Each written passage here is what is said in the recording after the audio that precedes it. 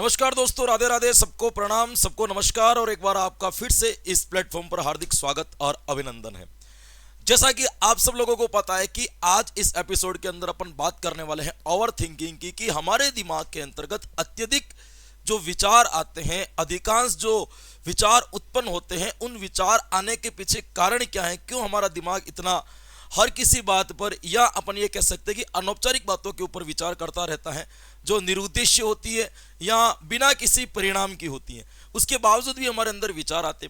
दूसरी अपन इस चीज के ऊपर और बात करते कि जो विचार या जो थिंकिंग हमारे दिमाग के अंदर आती हैं, क्या उस विचारों के कोई नकारात्मक परिणाम हमारे शरीर या हमारे मस्तिष्क के ऊपर पड़ते हैं। दोनों चीजों की अपन बात करते हैं। सबसे पहले बात करते हैं कि ओवर थिंकिंग आते किन लोगों को जो है दोस्तों, सोचने की आदत या विचार आने की आदत ज्यादा होती है। अब देखिए, विचार दो तरह के आते हैं।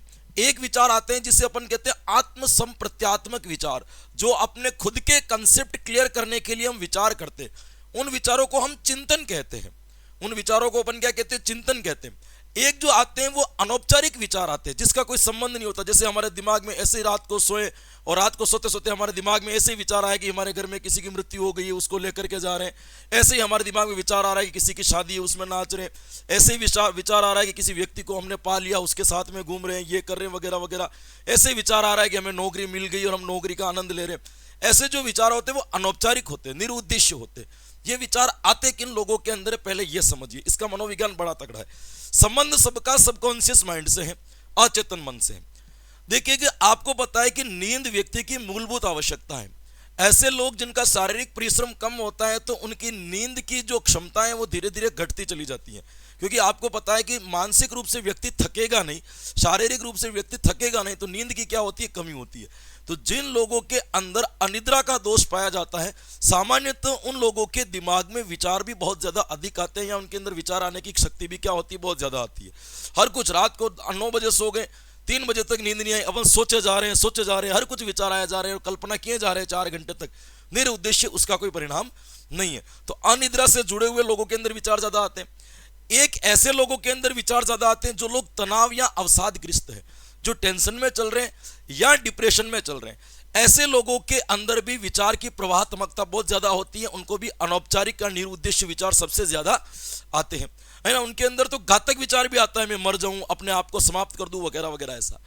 ऐसे लोग जिनके अंदर भय ज्यादा होता है, वो हर परिस्थिति से डरते हैं, डिसीजन लेने से उनको भय लगता है, निर्णय लेने से उनको डर लगता है, कुछ भी काम करने से पहले डर लगता है। तो ऐसे बालकों के अंदर या ऐसे व्यक्तियों के अंदर भी विचारों की प्रवाहात्मकता क्या होती है? ज्यादा होती है। ये भी आपको क्या रखना है? इसके बारे में ध्यान रखना है। इसके बाद अपन बात करें कि ऐसे लोग जिनको अपने जीवन में ये आभास होता है कि मुझसे प्रेम करने वाले लोग कम है, जिनको जीवन में कम स्नेह, जिनको जीवन में कम प्रेम मिलता है ना, उनके अंदर एक प्रकार की हीन भावना विकसित होती है। वो अपने आप को अकेला महसूस करता है, जिसके कारण भी उसके दिमाग में विचार क्या होते हैं दोस्तों? बहुत ज्यादा घूमते रहते हैं। ये तो हो गए कि हमारे अंदर विचार आने के एक सामान्य कारण की ये 2-4 कारण है जिसकी वजह से विचार आते हैं। एक ऐसे लोग कि जिस समय पर जो चीज हमें बोलनी होती है, जिस समय पर जो काम हमको करना होता है, वो चीज हम बोल नहीं पाते या वो काम उस समय पर नहीं करते ना, उन लोगों के अंदर भी विचारों की प्रवाहात्मकता क्या होती है? ज्यादा होती है। जिसको दिवा स्वप्न के नाम से भी जानते हैं, जो दिवा स्वप्न ज्यादा देखते हैं, उनके अंदर भी विचारों की प्रवाहात्मकता ज्यादा होती है। ये चीज तो हो गई कि हमारे अंदर विचार आते हैं, लेकिन ये पॉइंट नहीं है। पॉइंट ये है कि इन विचारों को बंद कैसे करें, और आ रहे हैं तो क्या इनका परिणाम है। दोस्तों, मैं आपको कहता हूं कि क्या इसका कोई सकारात्मक या नकारात्मक परिणाम है, तो मैं आपको साफ साफ बताऊंगा कि साइकोलॉजी के अकॉर्डिंग ऐसे विचारों के नकारात्मक परिणाम बहुत ज्यादा है। क्यों है? जैसे सोचिएगा, मैंने आपको पहले एपिसोड के अंदर बताया था कि हम जो कुछ भी विचार करते हैं, हम जो कुछ भी सोचते हैं ना, वो हमारे सबकॉन्शियस माइंड के ऊपर जो है ना लिखा जाता है। सबकॉन्शियस माइंड उसको नोट करता है और भविष्य में उन्हीं विचारों के परिणाम हमारे सामने प्रस्तुत करता है। तो इसीलिए जब हम कोई विचार करते हैं और उसमें अगर नेगेटिव थॉट ज्यादा है, तो बार बार अचेतन मन लिखेगा। जैसे कोई व्यक्ति डिप्रेशन में चल रहा है और वो दिन में 50 बार ये सोचता है कि मैं मर जाऊं, मुझे मरना है, बार बार लिख रहा है, तो एक समय के बाद में उसका सबकॉन्शियस माइंड सपोर्ट करने लग जाएगा, तू मर जा, वो आत्महत्या भी कर लेगा। तो इसीलिए जब अपन कुछ सोचते, जैसे घर बैठे बैठे सोच रहे हैं कि अपनी माता जी की मृत्यु हो गई, पिताजी की मृत्यु होगी, उनको लेकर के चल रहे हैं, उनके बारे में अपन सोच रहे हैं, उनके बारे में विचार कर रहे हैं, ऐसा हो रहा है, पूरा सोच रहे हैं। 2-4 बार ऐसी थिंकिंग सोची तो कुछ महीनों के बाद में परिणाम घटित होकर के हमारे सामने आ जाएंगे, क्योंकि सबकॉन्शियस माइंड का काम है, वो हमारा एक विश्वसनीय सेनापति है, वो हमारे विचारों को रिजल्ट्स के अंदर कन्वर्ट करता है। तो हमारी ओवर थिंकिंग के जितने भी विचार हैं वो सबकॉन्शियस माइंड के ऊपर टाइप होते हैं और टाइप होने के बाद में रिजल्ट्स में बदलते हैं। तो इसका मतलब ये है कि हमें नेगेटिव विचार तो आने नहीं चाहिए।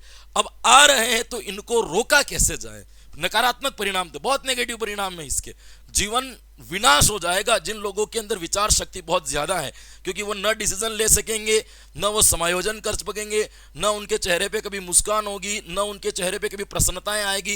ये सारा सुख जो है वो अपने आप समाप्त होता चला जाएगा, अवसादग्रस्त होता चला जाएगा। अब आपके मन में ये प्रश्न आ रहा है कि ये तो ठीक है नकारात्मक परिणाम है, क्या इसका कोई उपाय है कि हम विचारों को क्या कर सके, ब्रेक कर सके, या विचारों को हम लॉक कर सके, इसका कोई तरीका है? मैं बहुत बेसिक चीजें आपको बता रहा हूं। मैंने पहले ही कहा कि हर एपिसोड की एक किताब है, पूरी किताब नहीं पढ़ा रहा, मैं आपको एक समरी बता रहा हूं कि हाँ इसके आधार पर आपको अप्लाइड करना है। बिलीव करना न करना आपके ऊपर है, लेकिन ऐसा होता है।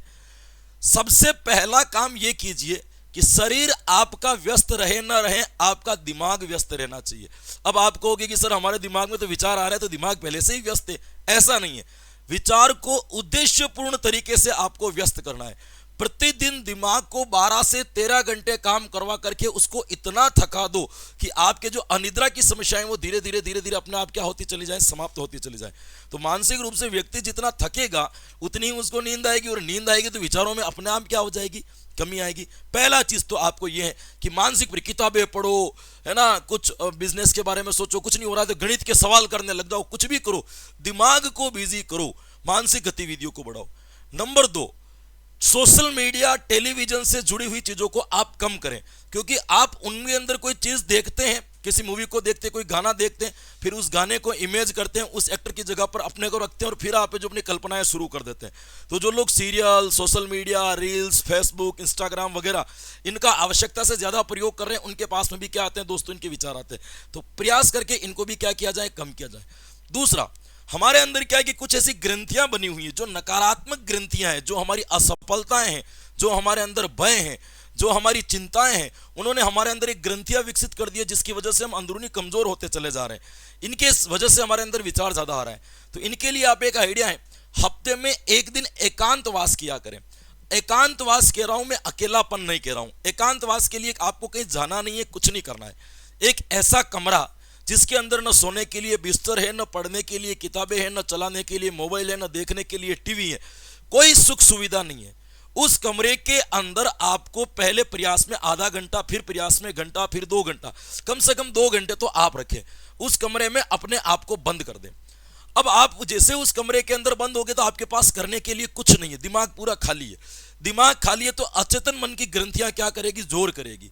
तो जब अचेतन मन की ग्रंथियां जोर करेगी तो आपके अंदर कई प्रकार के विचार आएंगे। जैसे किसी व्यक्ति से लड़ाई हुई तो आपको गुस्सा आएगा, तो जैसे गुस्सा आया तो निकाल दो, कुछ भी करके, चिल्ला करके निकाल दो, दीवार को मार करके निकालना है तो निकाल दो, रो करके निकालना है तो क्या कर दो, निकाल दो। बैठे बैठे विचार आ रहा है कि मुझे नाचना है, नाच लो। बैठे बैठे विचार आ रहा है मुझे गाना है, गा लो। जो आपका मन कर रहा है उस 2 घंटे की गतिविधि के अंदर कर लो। ये प्रोसेस आपको 6 महीने तक फॉलो करना है।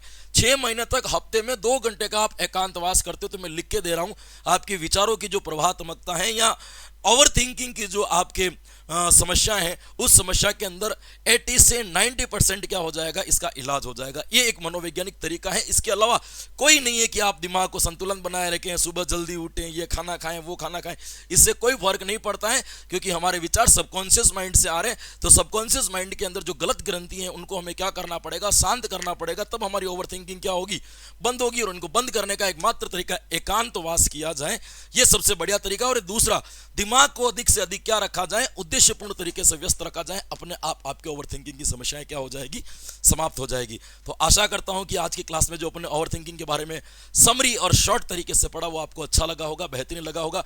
बढ़िया लगा हो तो वीडियो को आगे शेयर करें, चैनल से जुड़े और इसी तरीके से एपिसोड देखने के लिए हमारे चैनल से जुड़े हुए रहे।